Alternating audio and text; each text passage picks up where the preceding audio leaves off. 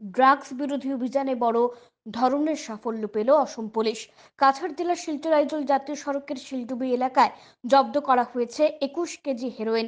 বৃহস্পতিবার রাতে মিজোরাম থেকে আসা একটি বাহনের তল্লাশি চালিয়ে এসটিএফ বাহিনী জব্দ করে বিশাল পরিমাণ হেরোইন। সেই সাথে গ্রেফতার করা হয় মিজোরামের এক পাচারকারীকে।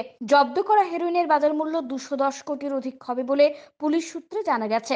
এসটিএফ চিফ আইজিপি পার্থ সারথী মহন্তের নেতৃত্বে চলে অভিযান।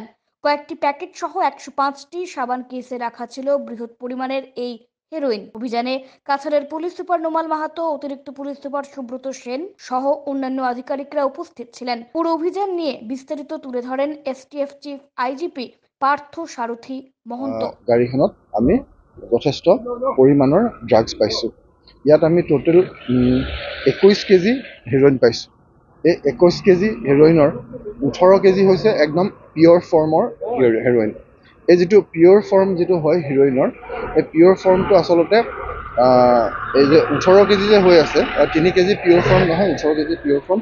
এই যে 18 কেজি পিয়ৰ ফৰ্ম আছে, এইটো গৈ এইটোৰ লগত বেলেগ বেলেগ কিছুমান বস্তু মিক্স কৰে। মিক্স কৰি এই কোৱান্টিটিটো বহুত বাঢ়ি যায়।